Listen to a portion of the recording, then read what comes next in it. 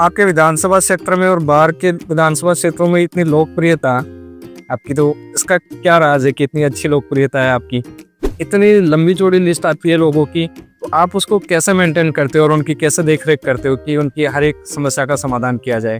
45 से ज़्यादा विवाद मैंने सुलझे हैं, जिनके लोगों के 20-20 साल से 30-30 साल से पुराने जो विवाद थे, आपस में केस मुकदमे थे, लड़ाई झगड़े थे, और उनको भी बिठाकर और उनको समझा, इसके बाद में उनको निपटारा करने का काम किया। दूसरा, आपके पहले चुनाव आपके कांग्रेस पार्टी से हुए, तो उसकी हार की क्या वजह रही होगी? कि हार के कई कारण होते हैं, एक कारण हम उसके लिए नहीं गिन सकते। लोगों के लिए खड़े होते हैं, लोगों के लिए दिन रात काम करते हैं, तो एक ना एक दिन ये जनता आपको आशीर्वाद जरूर। तो आपका बीजेपी में कैसे आना हुआ? दुनिया की सबसे बड़ी पार्टी भारतीय जनता पार्टी। लोगों का आपने विश्वास कैसे जीता कि जनता ने आपको 43,000 वोटों से? शायद काफी बड़ी जीत है यहाँ की। तेरा की राजनीति विधानसभा में 2 परिवारों का वर्चस्व स्थापित रहा है, तो उस जोड़ी को आपने कैसे तोड़ा? एक खंडेला में इतना बजट पास होता है, तो मुख्यमंत्री जी से क्या ऐसी बातचीत होती है कि इतना बजट आप जनता के लिए लेके आ रहे हो? हमारे क्षेत्र में पानी की बहुत बड़ी समस्या है, और पानी भूजल स्तर यहाँ पे बहुत नीचे चला गया। और अब हम जब अमूमन तौर पर 10 ट्यूबवेल कराते हैं, तो उनमें से 6 या 7 तो सूखी निकल जाती है। तो अभी चेयरमैन के चुनाव होने हैं खंडेला में, तो ऐसे क्या रणनीति तैयार कर रहे हैं कि बीजेपी का चेयरमैन आए? आपने खुद यहाँ पे देखा होगा कि यहाँ के चेयरमैन खुद एसीबी में ट्रैप होके और जेल जा चुके हैं। आपको सत्ता में आए हुए 18 महीना हो गया, तो अभी ऐसा कि आपने कुछ गलतियां नहीं करी, या फिर विपक्ष इतना कमजोर है कि आप फिर उंगलियां नहीं उठा पा रहा? विधानसभा के चुनाव में एक चेहरा काफी उछला था, काफी पॉपुलरिटी भी ली है, काफी न्यूज चैनलों पर भी आए हैं। एक चर्चित चेहरा था रविंद्र सिंह भाटी जी, जो पहले बीजेपी में भी शामिल होना चाह रहे थे, फिर वो निर्दलीय चुनाव लड़े। तो मेरे हिसाब से एक अच्छा चेहरा लगता है, तो आपका उस पर क्या व्यू है, क्या राय है? एक बीजेपी पर आरोप है कि हिंदू मुस्लिम की राजनीति करती है। भारतीय जनता पार्टी का स्पष्ट नारा है, सबका साथ, सबका विकास, सबका विश्वास और सबका प्रयास। एक बीजेपी में आजकल चुनाव में सीएम चेहरे को लेकर थोड़ा सा सरफाई जाता है, जैसे अपने राजस्थान में भी पर्ची के माध्यम से श्रवण भजनलाल जी का नाम घोषणा हुई। मैं तो ये कहता हूँ कि एक साधारण कार्यकर्ता को भारतीय जनता पार्टी के शीर्ष नेतृत्व ने मुख्यमंत्री बनाने का काम किया है। कभी हम आपको भविष्य में सीएम के रूप में देख सकते हैं? तो इस बार क्या बीजेपी लगातार सरकार कायम रखने में सक्षम होगी? आपके आने वाले, अभी विधानसभा में आने वाले जो कार्य हैं, जनता को कौन सी नई सौगात देने वाले हैं, जो कार्य अभी प्रगतिशील है आपके?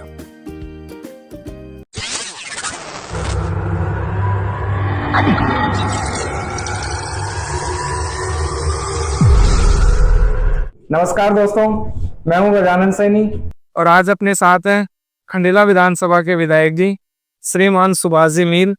इनका जीवन काफी संघर्षों से भरा रहा है राजनीति में, तो उनके जीवन के बारे में अपन रूबरू होते हैं। सुभाष जी साहब, आपका आप गज्जू चैनल में हार्दिक स्वागत है। सब एक चीज बताइए कि आपने जो जीवन राजनीति का जो शुरुआत करी, आपने कहाँ से शुरुआत करी है? पहले अपन राजनीति की शुरुआत से अपने आगे बढ़ते हैं। ये मैंने कॉलेज के टाइम से शुरू किया। जब मैं बीएससी लास्ट ईयर में था, तब मैंने छात्र संघ का श्री कल्याण कॉलेज सीकर से छात्र संघ का चुनाव लड़ा। उसी समय से मैंने राजनीति की शुरुआत की, लगभग 25 साल। 25 साल हो गए आपको। तो आपने छात्र राजनीति से शुरुआत करी, तो ऐसा कौन सा मोमेंट आया आपके जीवन में कि आपको पॉलिटिक्स की तरफ लेके गया? आप वैसे तो शुरू से ही मेरी इस विषय में रुचि थी, इसलिए मैंने छात्र राजनीति में मेरा रुझान था, क्योंकि हम लोग समूह में रहते थे और काफ़ी छात्रों से हमारा लगाव रहता था।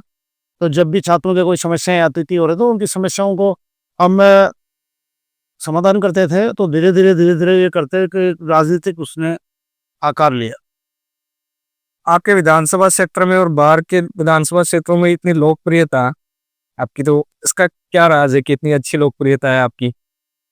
नहीं, मैं वो तो इस चीज़ का तो अंदाज़ा देखो दूसरे लोग ही लगा सकते, लेकिन मेरा तो ये प्रयास रहा है कि मैं जब इस फील्ड में मैं हूँ, तो मैं पूरी निष्ठा से, ईमानदारी से, जहाँ तक बन पड़ता है मेरे चाहे क्षेत्र का कोई व्यक्ति हो या बाहर का कोई व्यक्ति हो, तो मैं उसकी हर संभव मदद करने का प्रयास करता हूँ। और लगभग पिछले 15 साल से तो मैं, और कोई मेरा कोई काम नहीं है, मैं सुबह से शाम तक देर रात तक मैं सिर्फ और सिर्फ जन सेवा का काम करता हूँ। लोगों के काम के लिए सुबह से शाम तक मैं दौड़ना।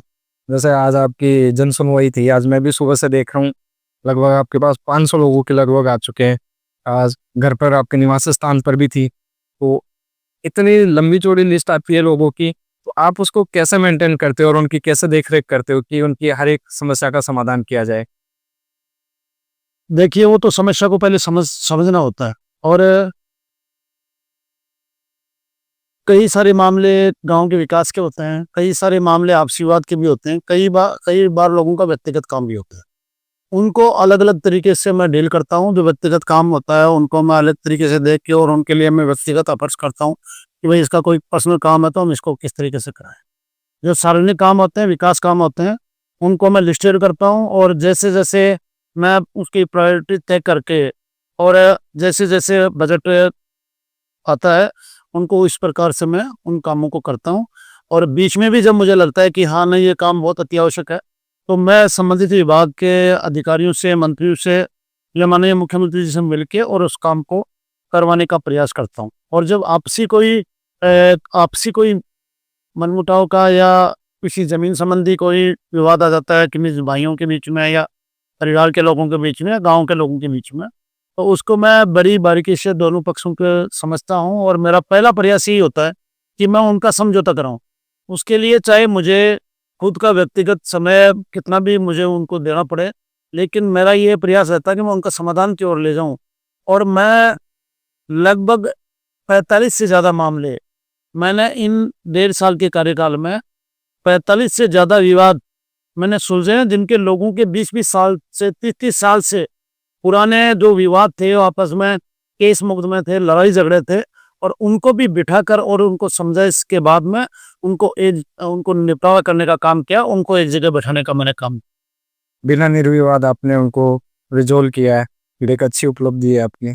एक दूसरा, आपके पहले चुनाव आपके कांग्रेस पार्टी से हुए, तो उसकी हार की क्या वजह रही होगी कि ऐसा क्या रहा कि उसमें आपको हार मिली? नहीं, उसकी वजह के तो कई हार के कई कारण होते हैं। एक कारण हम उसके लिए नहीं गिन सकते। उस समय मैं नया भी था, और शुरुआत में जब हम तुरंत आते हैं तो जनता कई बार आंकती भी नहीं है। जनता कई बार आप को गंभीरता से भी नहीं लेती है। लेकिन जब आप निरंतरता से लोगों के लिए खड़े होते हैं, लोगों के लिए दिन रात काम करते हैं, तो एक ना एक दिन ये जनता आपको आशीर्वाद जरूर। बिल्कुल देती है। तो इसमें बीजेपी में भी आप जीते हो, 40,000 वोटों से जनता का बहुत अच्छा प्यार मिला है, एक बहुत ही बड़ी जीत हुई है आपकी। तो आपका बीजेपी में कैसे आना हुआ? नहीं, पार्टी में मैं पहले कांग्रेस में था, और तो बाद में वहाँ से टिकट भी नहीं मिली। और जब भारतीय जनता पार्टी ने मुझे मेरे कामों को देखकर, क्योंकि हम भी मानते हैं, हम सबको पता है कि इस समय दुनिया की सबसे बड़ी पार्टी भारतीय जनता पार्टी। बिल्कुल है। और इसमें टिकटों के लिए कई बार लोगों को बहुत सालों तक इंतजार करना पड़ता है, लेकिन नहीं मिलती। लेकिन जो मेरे पिछले 15 साल का जो मेरा संघर्ष था, जो मेरे काम थे, उसको पार्टी देखकर उन्होंने विचार किया कि एक नौजवान व्यक्ति है, अगर कांग्रेस उसके कामों को या इसकी वर्किंग कैपेसिटी को नहीं परख रही है, तो क्यों ना हम ऐसे नौजवान को मौका दें। और पार्टी ने मुझे मौका दिया, और आज मैं लगातार इसमें काम कर रहा हूँ। और जनता ने टिकट देने के बाद मुझे 43,000 वोटों से जिताया, तो इसके लिए जनता का भी मैं पूरा पूरा धन्यवाद। लोगों का आपने विश्वास कैसे जीता कि जनता ने आपको 43,000 वोटों से, शायद काफी बड़ी जीत है यहाँ की, आज तक अभी तक ऐसी कोई जीत हुई नहीं है। देखिए, चाहे राजनीतिक क्षेत्र हो या कोई सामाजिक क्षेत्र हो या आपका व्यवसायिक क्षेत्र हो, निश्चित रूप से अगर आपकी साख लोगों के बीच में बन जाती है, जब आपकी बात पर लोगों का यकीन हो जाता है, तो निश्चित रूप से कोई भी क्षेत्र हो, लोग आपको अपनाते हैं। ये मैंने हर क्षेत्र में देखा है। लेकिन यही वजह रही कि लोगों ने बड़े प्यार से और बड़े स्नेह से मुझे विधानसभा में पहुंचाया, और बड़े बड़े मतों से भेजा। बहुत अच्छा प्यार मिला है आपको। एक दूसरा, खंडेरा की राजनीति विधानसभा में 2 परिवारों का वर्चस्व स्थापित रहा है, तो उस जोड़ी को आपने कैसे तोड़ा? उस जोड़ी को देखिए, मैं उस जोड़ी में सबसे महत्वपूर्ण भूमिका जनता की।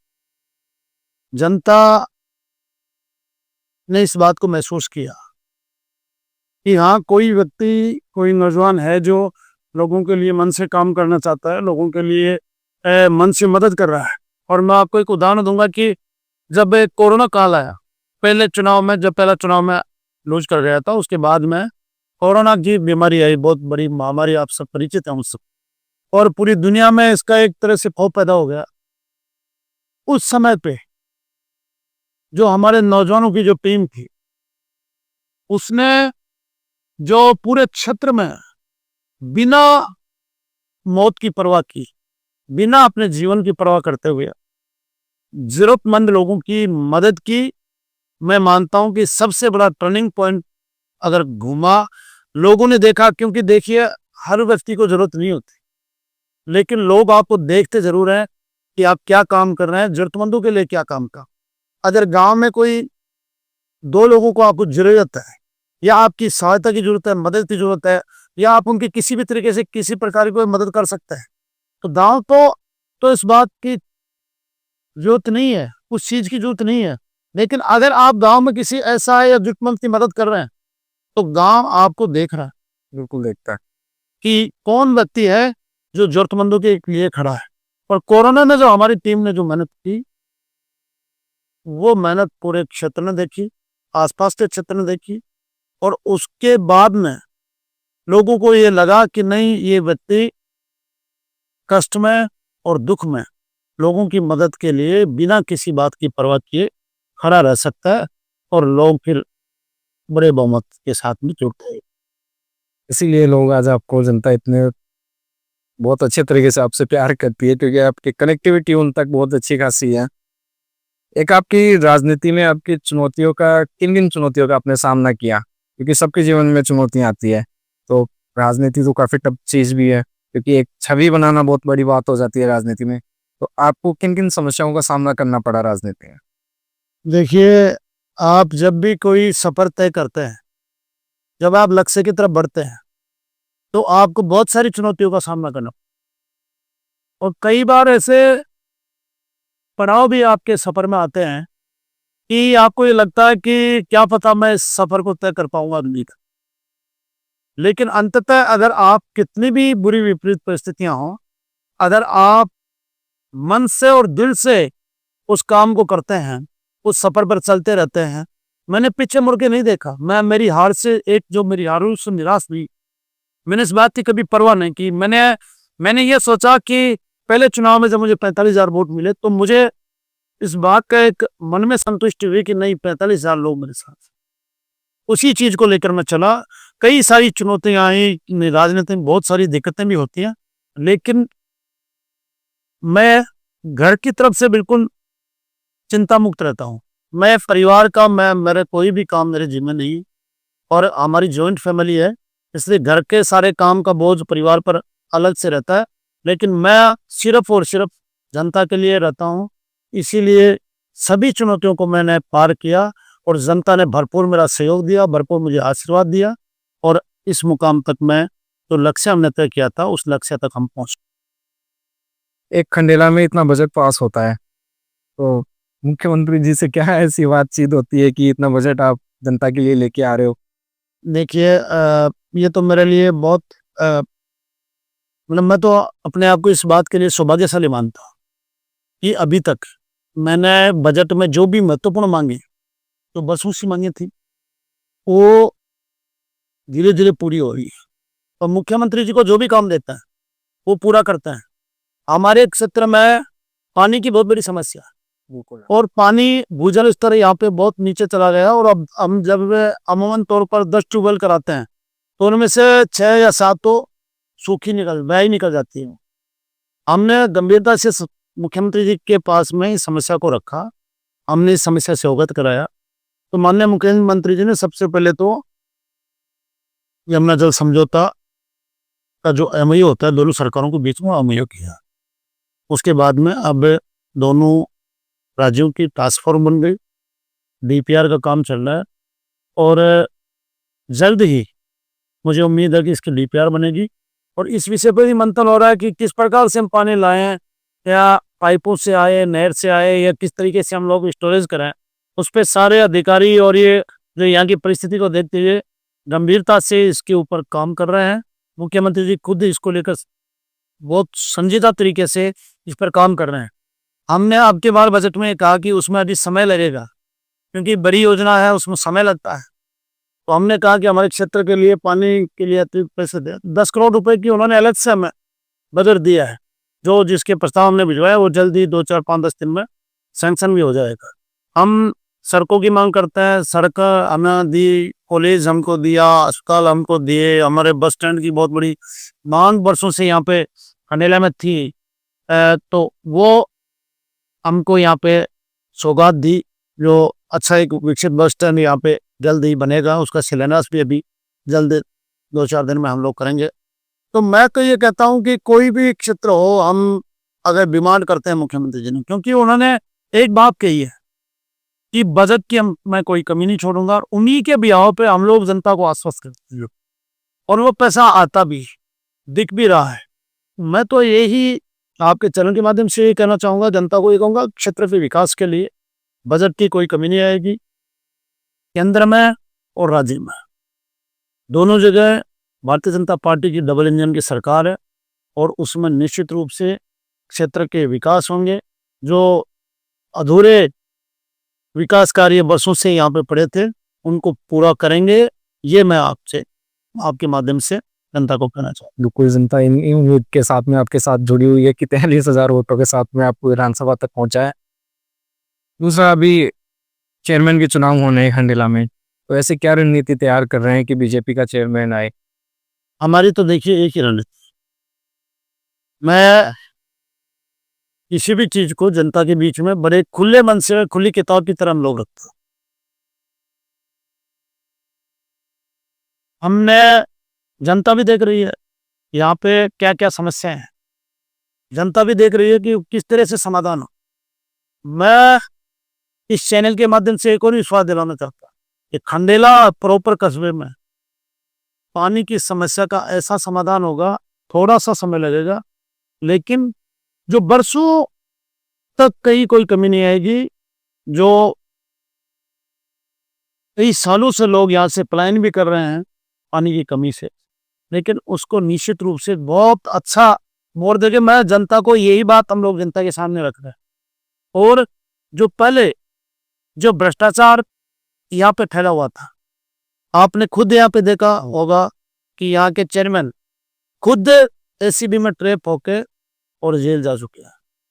उन सबसे मुक्ति दिलाने के लिए, भ्रष्टाचार को खत्म करने के लिए, क्योंकि नगर पालिका एक ऐसा क्षेत्र है जहाँ पे लोगों को छोटी छोटी तकलीफों का सामना करना पड़ता है, रोजमर्रा के काम पे लोगों को पड़ते हैं।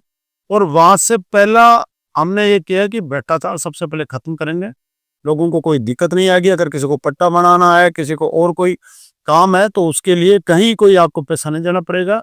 इसलिए जनता भी इस चीज को देख रही, लोगों के काम धीरे धीरे सुगमता से हो रहे हैं। इस बात के लिए हम जनता से हमने अपील कर रहे हैं कि, और एक रणनीति तो मैं नहीं कहूंगा, लेकिन एक विस्तार भी अब की बार हुआ है। बिल्कुल हुआ है। तो 2 ग्राम पंचायतें अब की बार नगर पालिका में जुड़ी हैं, उससे भी थोड़ा परिदृश्य बदलेगा, और निश्चित रूप से जो चुनाव होंगे उसमें भारतीय जनता पार्टी का बोर्ड। अच्छा, आपको सत्ता में आए हुए 18 महीना हो गया, तो अभी ऐसा है कि आपने कुछ गलतियां नहीं करी, या फिर विपक्ष इतना कमजोर है कि आप फिर उंगलियां नहीं उठा पा रहा? उसका क्या कारण है? देखिए, मैं विपक्ष के बारे में तो बात नहीं करूंगा, लेकिन मैं ये कह सकता हूँ, आदमी काम करता हो सकता है कहीं गलती भी हो जाए, मैं ये नहीं कहता, मैं भी एक साधारण आदमी, बिल्कुल। लेकिन मैं ये आपको कह सकता हूँ कि मैं जो भी काम करूंगा, मैं, मेरी नीयत खराब नहीं, गलत, हम पूरे मन से गलत नहीं हो सकते और दिल से काम करते हैं। हमारी नीयत में कभी खोट नहीं आएगा। हो सकता है कई बार आप काम करते हैं तो उसमें कई बार चूक भी हो जाती, लेकिन विपक्ष के लोग कई बार ये पूछते हैं, उनके जो प्रोग्राम होते हैं, ये क्या बदलाव है।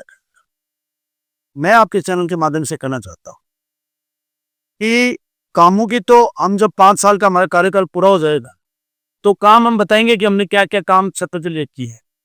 लेकिन मैं एक बदलाव के लिए अभी आपको बताना चाहता हूँ कि आज खंडेला विधानसभा एक कोई साधारण से साधारण आदमी, एक गरीब से गरीब व्यक्ति या एक आम से आम व्यक्ति, मजदूरी करने वाला, खेती में काम करने वाला, जो राजनीति को चाहे समझता भी ना हो,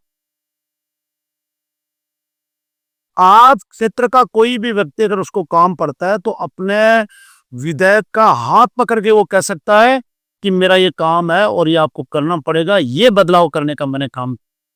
मैंने देखा है 2-4 दिन से आपको मेरे कलीग्स ने फ़ोन लगाया, तो मेरे को लगता नहीं इतनी अच्छी खासी जानकारी है, आपने तुरंत फ़ोन उठाया तो उनका नाम बोल के जवाब देना मेरे को बहुत अच्छा लगा। क्योंकि एक एमएलए पद पर आपको बहुत समय कम मिलता है, इतनी जनता है, सबसे जुड़ने का बहुत कम चांस मिलते हैं, लेकिन जो आपका रेस्पॉन्स आता है ना, वो मेरे को बहुत अच्छा लगा और उम्मीद करते हैं आपका यही रेस्पॉन्स जनता के लिए बरकरार रहें और आगे भी ऐसे ही प्यार मोहब्बत उनसे चलती रहे। एक दूसरा, आपकी राजनीति में आप किसको आलस मानते हो? देखिए, राजनीति में आदर्श हम मूल्यों को मानते हैं, सिद्धांतों को मानते हैं। आप किसी क्षेत्र में काम करें, आप किसी जगह पर काम करें, लेकिन आपके अंदर काम करने का वो एक तरीका होना चाहिए, वो जज्बा होना चाहिए, या आप उस तरीके से काम करें जो समाज में ऊंचे मूल्यों को और ऊंचे आदर्शों को स्थापित करे। यही मेरे राजनीति करने के तरीका है, या मेरे इसमें आदर्श रूप से मैं इसी बात को मानता हूँ। एक दूसरा, अभी जब अपने विधानसभा के चुनाव में एक चेहरा काफ़ी उछला था, काफ़ी पॉपुलैरिटी भी ली है, काफ़ी न्यूज़ चैनलों पर भी आए हैं। एक चर्चित चेहरा था रविंदर सिंह भाटी जी, जो पहले बीजेपी में भी शामिल होना चाह रहे थे, फिर वो निर्दलीय चुनाव लड़े। तो मेरे हिसाब से एक अच्छा चेहरा लगता है, तो आपका उस पे क्या व्यू है, क्या राय है कि आने वाली राजनीति उनकी कैसी रहेगी? देखिए, मैं तो ये कहता हूँ कि आने वाला समय युवाओं का है। जो लोग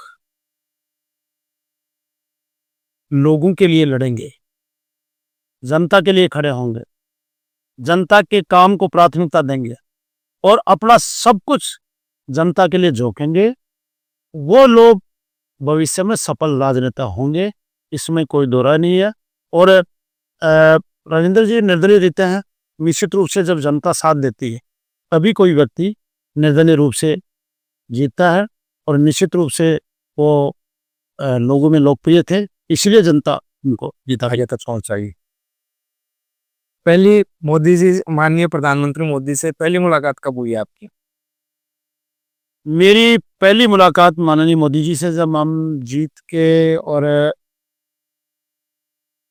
गए थे, उसके बाद में पहली बार मोदी जी जब जयपुर आए हमारे चुनाव के बाद में, और जब पूरे देश के बीजेपी लेवल के अधिकारियों का और डीआईजी लेवल के अधिकारियों का एक सम्मेलन होता है, वो अब की बार जयपुर में हुआ था पिछली बार, उसमें मोदी जी आए थे। दूसरे दिन वो सम्मेलन था और मोदी जी पहले दिन आ गए थे, तो हम सब जो विधायक थे उनसे चर्चा हुई, और सिर्फ मुलाकात नहीं, लगभग 3-4 घंटे की आपस में संवाद हुआ, और उन्होंने हमें जो राजनीति के जो आदर्श होते हैं, या राजनीति में आप क्यों हैं, या राजनीति आपको क्यों करनी चाहिए, वो बातें उन्होंने अपने जीवन के अनुभव हमें बताए। तो निश्चित रूप से हमें उनकी बातें बहुत प्रेरणादायी लगी, और हम उनके द्वारा बताए गए रास्ते पर आज चल रहे हैं, उनके बताए हुए बातों पर को मानकर हम लोग आगे बढ़ रहे हैं। कैसा व्यक्तित्व है उनका? जैसे जनता ने देखा है, एक अच्छा खासा फेस है उनका, प्रवक्ता भी अच्छे खासे हैं, आप और फेस टू फेस मिले हो तो कैसा व्यक्तित्व लगा उनका? देखिए, वो बिल्कुल स्पष्ट सोच रखने वाले, देश के प्रति उनका एक उच्च कोटि का समर्पण है, और अपने कार्य के प्रति जो उनका जुनून है। इतने ऊंचे पद पे बैठे व्यक्ति आज एक छोटी से छोटी बात को जानते हैं, धरातल पे क्या घटित होता है, एक कार्यकर्ता की क्या अपेक्षाएं हैं, जनता की क्या अपेक्षाएं हैं इस क्षेत्र में, क्योंकि वो पूरे भारत में घूमने गए हैं, और हर जगह को, भौगोलिक क्षेत्र को बारीकी से जानते हैं, उनकी समस्याओं को बारीकी से जानते हैं। और इसका उदाहरण मैं आपको देना चाहता हूँ। अब की बार जब भारतीय जनता पार्टी की यहाँ पे सरकार बनी, तो माननीय मोदी जी का एक ये अलग से विजन देखने को मिला कि राजस्थान के अंदर सबसे बड़ी समस्या है जल संकट है, पीने के पानी की समस्या है। और उस संकट को दूर करने के लिए उन्होंने, चाहे राम जल सेतु लिंक परियोजना की बात हो, चाहे यमुना जल समझौते की बात हो, बहुत सारी परियोजनाओं पर यहाँ पे काम चल रहा है पूरे प्रदेश के लिए। तो वो एक उनकी सोच है, वो इसी कारण उनका व्यक्तित्व इस प्रकार से झलकता है कि उनको देश किन चुनौतियों से सामना कर रहा है उस बात का एक एक व्यक्ति को पता। और इसका ताजा दौर आपने जो देखा, कितनी सटीकता से अब की बार जो ऑपरेशन सिंदूर को अंजाम दिया, कि एक कार्रवाई करके और आतंकी ठिकानों को नष्ट करके, जो हम चाहते थे, जो हमारे पॉइंट थे, उन पे सीधा वार करके, और फिर 4 दिन में सारा मामला निपट गया। ये एक उनका स्पष्टता और जो उनकी कर्मठता और उनका विजन इस बात में दिखता है। दूसरा, बीजेपी के कार्यकाल में धारा 370 को हटाया, तो उस धारा 370 हटाने का कुछ बेनिफिट दिख रहा है? क्योंकि आतंकी हमले, तो अभी जैसा आपने ऑपरेशन सिंदूर का जिक्र किया, आतंकी घटनाएं हुआ दोबारा से जम्मू कश्मीर में हो रही है। आप अगर तुलनात्मक दृष्टिकोण से हम लोग देखें, तो आज आतंकी घटना में बहुत कमी आ गई, लेकिन अभी भी एक दो घटनाएं कई बार हो जाती है। पुलवामा, लेकिन आप देखिए कि नया भारत किस तरीके से बदल रहा है। पुलवामा का जो अटैक हुआ, जो घटनाक्रम हुआ, उसका जवाब दिया अंदर घुस के मारने का काम हमारी भारत की सेनाओं ने किया। और क्या उसमें आप देखते हैं कि हमारी सरकार का क्या जो नेतृत्व रहा। और अब की बात जब दूसरी घटना हुई, उसमें भी घुस के अंदर वार करके आतंकी ठिकानों को नष्ट किया। तो ये आपको दिखता है। अब हम बात करें 370 की, मैं तो ये कह रहा हूं पूरी दुनिया को ये बात देखनी चाहिए। 370 का असर आज ये हुआ कि आज वहां पे लोकल जो नागरिक हैं, वहां के स्थानीय नागरिक जो हैं, आज वो खुलकर पाकिस्तान मुर्दाबाद का नारा लगा रहे।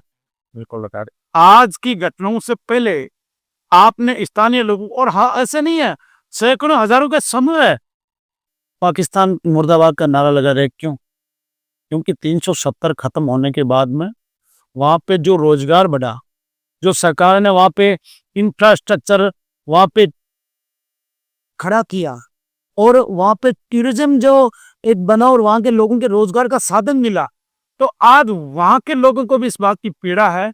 वो इस बात को समझते हैं कि 370 का हमें क्या फायदा मिला। और इसीलिए आज जब ये घटनाक्रम हुआ, पहलगाम का घटनाक्रम हुआ, तो पूरा देश, चाहे वो किसी धर्म का व्यक्ति हो, मोदी जी के साथ खड़ा रहा और पूरी तरह से पाकिस्तान के खिलाफ डटकर खड़ा रहा। ये नतीजा है धारा 370। एक बीजेपी पर आरोप है कि हिंदू मुस्लिम की राजनीति करती है, उसको आप किस नजरिए से देखते हो? मेरी बात सुनो, मैं तो ये कहता हूं कि ये जो विपक्षी लोग हैं केवल तुष्टीकरण की राजनीति करते हैं।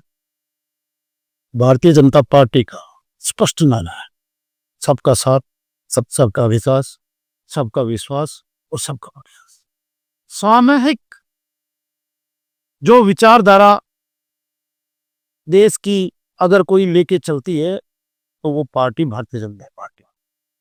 बातें करने में, आरोप लगाने में, इसमें किसी का कुछ नहीं जाता, लेकिन सबको साथ लेकर चलने का अगर कोई कहीं दृष्टिकोण दिखता है, तो भारतीय जनता पार्टी का दिखता है। सभी लोगों को साथ लेके चलने वाली पार्टी है। और भारतीय जनता पार्टी की जहां सरकारें हैं और माननीय मोदी जी की जो केंद्र में सरकार है, उसका एक ही लक्ष्य है कि अंतिम से अंतिम व्यक्ति को हमारी योजनाओं का लाभ मिले, उसके जीवन स्तर में सुधार आए। और भारतीय जनता पार्टी की सरकारों के लिए, माननीय मोदी जी के लिए, मोदी जी खुले कहते हैं कि हमारे लिए सिर्फ 4 जातियां हैं, महिला, किसान, गरीब और युवा। इसके अलावा हमारे लिए कोई जाति है। और आप देखते हैं कि इनमें सब कुछ आजाद सब, और इन सभी के कल्याण के लिए आज सरकार एक से एक नई योजनाएं ला रही हैं, ताकि एक आम व्यक्ति के जीवन में एक आमूलचूल परिवर्तन हो और मुख्य धारा पर बड़ी तेजी से आगे। एक बीजेपी में आजकल चुनावों में सीएम चेहरे को लेकर थोड़ा सा सरफाया जाता है। जैसे अपने राजस्थान में भी पर्ची के माध्यम से श्रवण भजनलाल जी का नाम घोषणा हुई।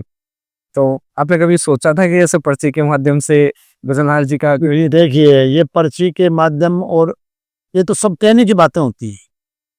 जब केंद्रीय नेतृत्व होता है, शीर्ष नेतृत्व होता है, वो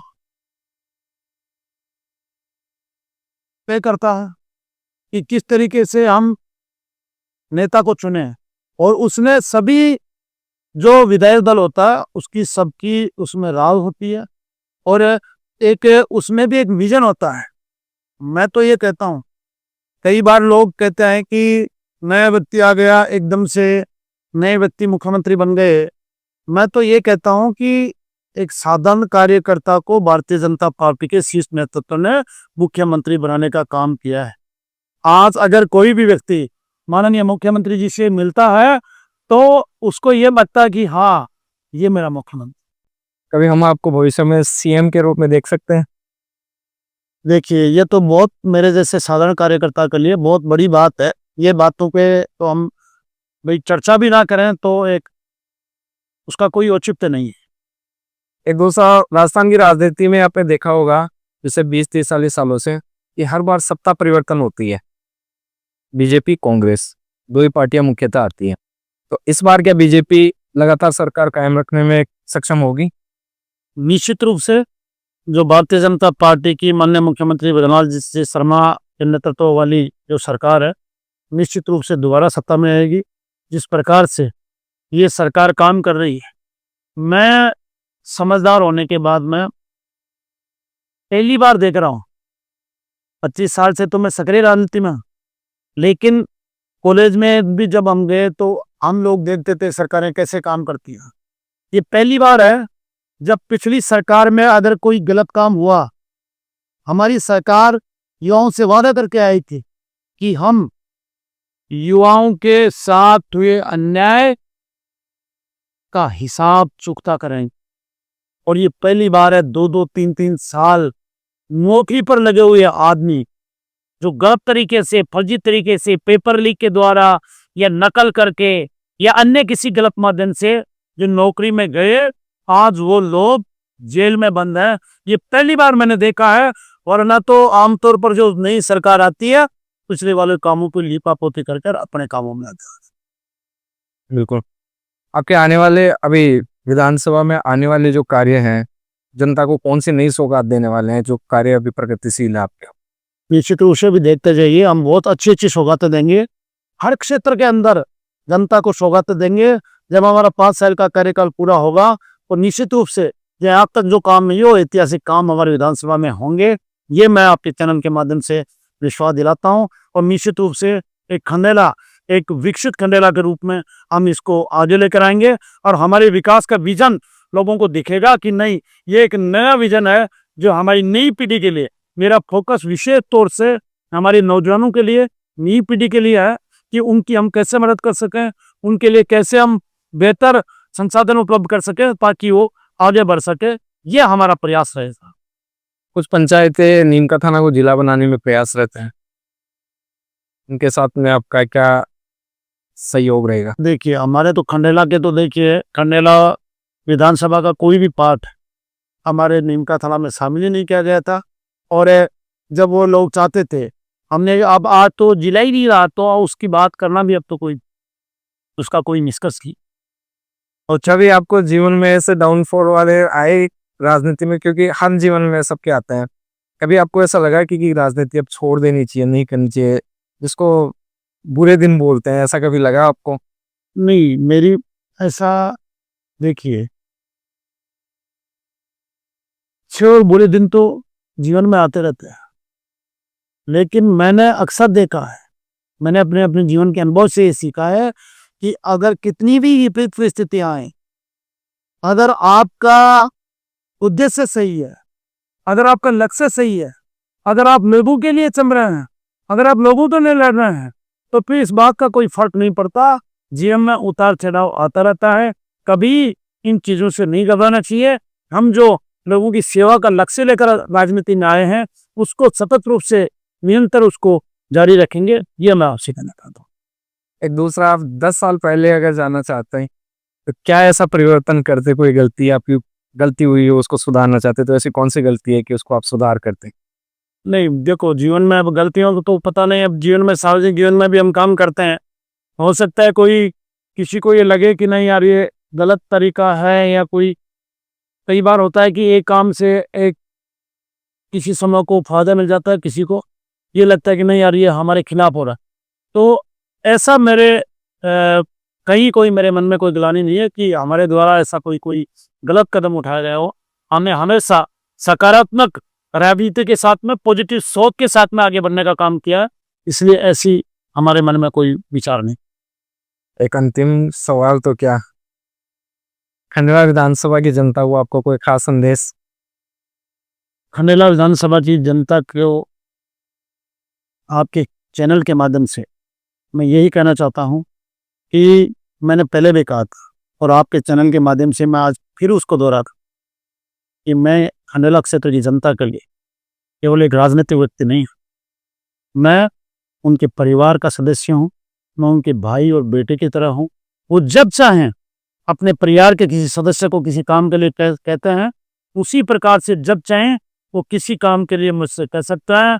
मैं जो मेरे से भर पड़ेगा, 36 कौम 36 बिरादरी को साथ लेकर हमेशा खंडेला विधानसभा को एक अपना परिवार मानते हुए लोगों की सेवा का काम करूंगा। यही मैं मेरी तरफ से संदेश देना चाहता हूं। उम्मीद करते हैं आप विधानसभा के लिए बहुत अच्छे अच्छे काम करते रहें, और आगे भी आने वाले चुनावों में हम एक बार आपको दोबारा देखें, और जो आपने जनता को चुनाव में वादे करे थे वो पूरे करें। अब तो क्या ही 18 महीने में आपका क्या रिवीजन होगा, 5 साल बाद में जब आपका कार्यकाल पूरा होगा तो आपसे एक बार फिर हम मिलना चाहेंगे, कि जनता को दिखाना चाहेंगे आपके पूरे जो भी काम किए हैं कि किस तरीके से किए हैं, क्या क्या आपने वादे किए थे, किन किन को आपने पूर्ण किया है और क्या क्या रह गए। उम्मीद करेंगे उनको अब इस कार्यकाल में नहीं कर पाए, कुछ मुसीबतें दिक्कतें आती है, सबके साथ आती है, नहीं हो पाते हैं, उनको हम नेक्स्ट आपके कार्यकाल में जरूर पूरा करवाएंगे। तो आपका बहुत बहुत धन्यवाद है, जितना आपने प्रयास किया है जनता के लिए लगे रहिए, करते रहिए। सुबह से मैं देखा हूँ जितना भीड़ आपके साथ आई है और इतना प्यार मिल रहा है ना, वो आगे भी बरकरार रहे, और पब्लिक आपको इससे प्यार करती ही रहे। मतलब 43,000 की वोटों की जीत कोई आसान जीत नहीं है, बहुत बड़ी जीत है। जनता का जो प्यार मिला है बहुत अच्छा मिला है। आपको भी गजानन जी, इसके लिए बहुत बहुत आभार, धन्यवाद। धन्यवाद। सर, आप जो अभी पंचायती राज